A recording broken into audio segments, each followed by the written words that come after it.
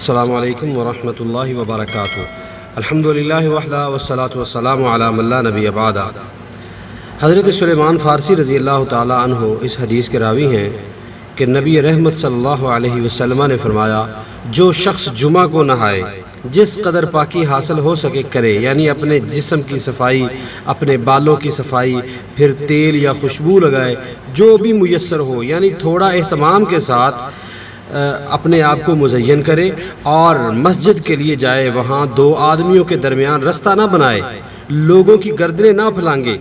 لوگوں کو پریشان نہ کرے آگے جانے کے لیے، یعنی جہاں جگہ ہو وہیں بیٹھ جائے۔ اور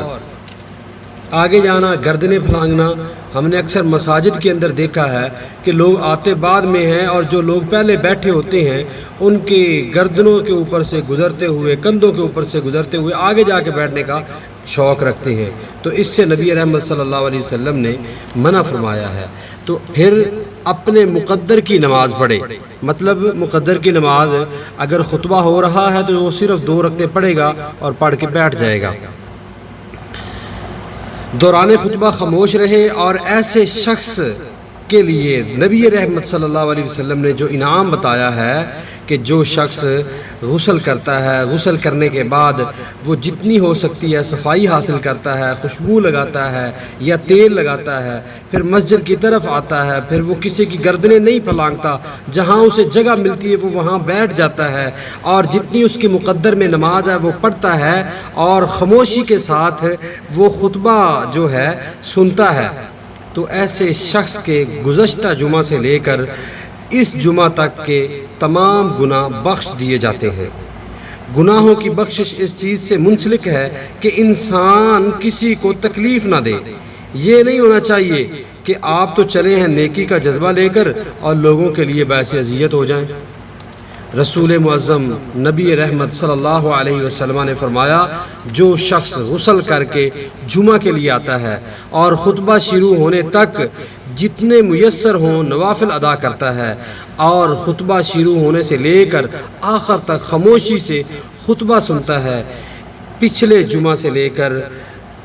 اور مزید 3 دن کے گناہ اللہ تبارک و تعالیٰ اس کے معاف کر دیتے ہیں۔ رسول اللہ صلی اللہ علیہ وسلم نے فرمایا، جس کا اللہ پر اور یوم آخرت کے دن پر ایمان ہے اس پر جمعہ فرض ہے، سوائے مریض، مسافر، عورت، نابالغ لڑکا اور غلام۔ جمعہ کی فرضیت سے یہ لوگ مستثنیٰ ہیں،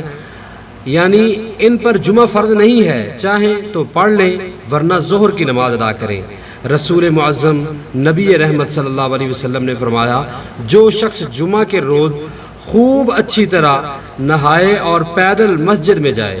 امام کے نزدیک ہو کر دل جمی سے انہماک کے ساتھ خطبہ سنے، غفلت کے ساتھ نہیں بلکہ پوری توجہ کے ساتھ خطبہ سنے اگلی صفوں میں بیٹھ کر، تو نبی رحمت صلی اللہ علیہ وسلم نے فرمایا کہ وہ کوئی لغو بات بھی نہ کرے، تو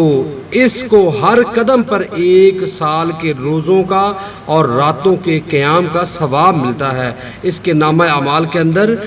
یہ نیکیاں، یہ ثواب درج کر دیے جاتے ہیں۔ اتنی فضیلت والا عمل اگر کوئی شخص پوری محبت اور شوق سے کرے تو اس کے نامہ اعمال کے اندر تو انبار لگ جائیں نیکیوں کے۔ تو احباب گرامی، ایک بات میں کوڈ کرتا چلوں کہ یہ جتنی فضیلتیں ہیں، یہ جتنے اجر و ثواب کے کام ہیں اس جمعہ سے منسلک جو میں نے آپ کے سامنے پیش کیے ہیں، یہ اس شخص کے لیے ہیں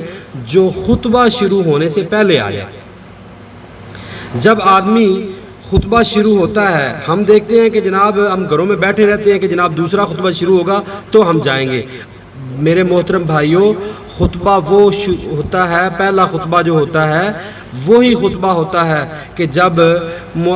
خطیب ممبر پہ تشریف رکھتا ہے، ممبر پہ کھڑا ہو کے خطبہ شروع کر دیتا ہے تو ان الحمدللہ کہتا ہے، تو جو فرشتے اللہ کی طرف سے مقرر ہوتے ہیں، جو لوگوں کی نیکیاں لکھ رہے ہوتے ہیں، جو پہلے آتا ہے اس کو اونٹ کی قربانی کا اجر، اس کے بعد گائے کی قربانی کا اجر، اور اس کے بعد بکرے کی قربانی کا اجر، حتیٰ کہ یہ اجر کم ہوتا ہوتا مرغی کے انڈے تک چلا جاتا ہے۔ تو جب خطیب ان الحمدللہ الحمدللہ کہہ دیتا ہے تو یہ فرشتے جو اجر نوٹ کر رہے ہوتے ہیں یہ رجسٹر کو کلوز کر کے یہ بھی انہماک کے ساتھ بیٹھ کے خطبہ سنتے ہیں۔ تو یہ جتنے فضائل ہیں ان کے لیے ہیں جو خطبہ شروع ہونے سے پہلے مسجد میں تشریف لاتے ہیں۔ اللہ سے دعا ہے کہ اللہ تبارک و تعالیٰ ہمیں صحیح معنوں میں جمعۃ المبارک کی رحمتیں سمیٹنے کی توفیق عطا فرمائے اور جمعے کا صحیح معنوں میں اہتمام کرنے کی توفیق عطا فرمائے۔ اقول قولی ھذا استغفر اللہ و اتوب الیہ۔